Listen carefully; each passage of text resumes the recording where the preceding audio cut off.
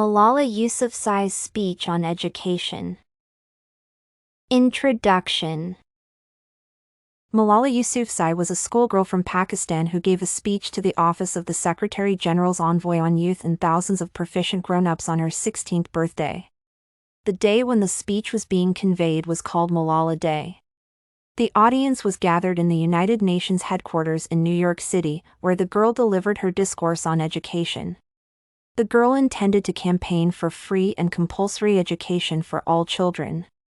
The teenager's interest in speaking about education developed after being shot in the forehead by the Taliban with other friends on a bus from school for conflicting Taliban constraints on female education.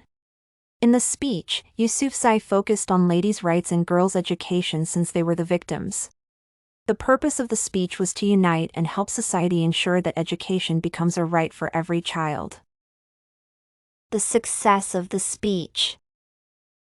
Yousafzai was a young Pakistani girl who valued learning most. On her third birthday celebration, Malala Day, she gave a speech on education at the United Nations headquarters in New York City. Although the girl was young, her words impacted many people's lives. The audience included United Nations Secretary-General Ban Ki-moon, Honored President of the General Assembly Vuk Jeremiah, United Nations Envoy for Global Education Gordon Brown, esteemed elders, and professional adults whom she referred to as brothers and sisters. The day was meant for women, boys, and girls who raised their voices to demand their rights. At the age of 15 years, the girl was shot in the forehead on a school bus with the company of other friends because the terrorists were opposing learning. Despite the shootings, Yousafzai did not give up on achieving her goals but became more courageous and powerful. The girl was not interested in revenge but felt more motivated to encourage other people on the need for education. The girl was more interested in ensuring every child had access to free and compulsory education. Yousafzai states, "I do not know what people would expect me to say, but first of all, thank you to God, for we all are equal." The girl argued that she lacked words to express her happiness for getting a chance to address the audience after a long period spent in the hospital because of the Taliban attacks. The girl said that no one is more special than others before God. Therefore, everyone deserves the right to education, no matter their gender. The teenager supported the Global Education First initiative by the United Nations Secretary-General Ki-moon and had good headship from other leaders, especially in supporting education. Yousafzai's speech represented many social laborers and human rights campaigners struggling to attain educational, equality, and peace goals. The girl's message to the United Nations representatives was that people should stop being killed by the Taliban and that every person deserves the right to live peacefully. Yousafzai agreed when she noted, "I speak not for myself, but so that those without a voice can be heard." In other words, the girl was ready to fight for weak people who deserved their rights for self-respect and fairness of job chances, education, and peace. The girl intended to educate the audience that there were children who did not have equal access to education, especially girls, and come up with an initiative to end the situation. The activist assured the audience of education for all children by calling upon all governments to offer free and compulsory education, safeguard people against terrorism and defend children from violence and mischief. The girl argues that success cannot come if some people are held back by a lack of education. The girl achieved her purpose of ensuring that every child had access to education because the Malala petition led to the success of Pakistan signing a 2012 bill on the right to education. All children between 5 and 16 years were assured of free access to education, and parents who went against the law and employers who hired school-aged children were imprisoned. Word choices used by Yousafzai.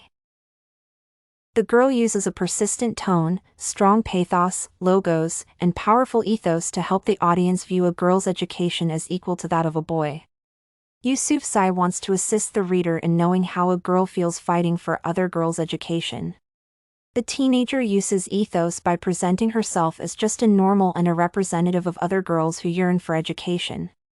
Yousafzai agrees when she says, "I am one of them. So, I stand, one girl among many." In other words, the girl meant that she was ready to speak up for all girls who needed education, but their voices could not be heard for various reasons, and she was at once in that situation. The girl claims, "I am the same Malala. My ambitions are the same. My hopes are the same. The basis of Yousafzai's argument is that despite the Taliban shooting her, she was still motivated to achieve her goals in education, and nobody prevented her. The use of ethos helped the spectators to build more trust with Yousafzai.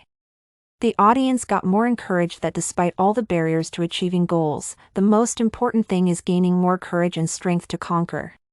The use of logos demonstrates facts when the girl states, "They are afraid of women."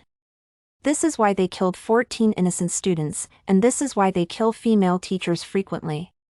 In other words, Yousafzai argues that the terrorists know that women can be the best leaders in education and management, and that is why they put effort into killing the ladies. Using pathos stresses the importance of having something when in a worse situation. Yousafzai states, "We realize the importance of light when we see darkness." The girl insists that education is needed, whether life runs smoothly or not. In the speech, the girl argued that education should be prioritized. Yousafzai claims that one child, one teacher, one book, and one pen can change the world. In this context, the girl means that education is the only solution to reducing poverty, illiteracy, and terrorism. Yousafzai stated, "I am not telling men to step away from speaking for women's rights, rather I'm focusing on women to be independent to fight for themselves." The girl argued that education opens up the minds of females and that they can speak for themselves to acquire rights. To express persuasive language, Yousafzai uses "we call upon" and "let us" to insist on the importance of education.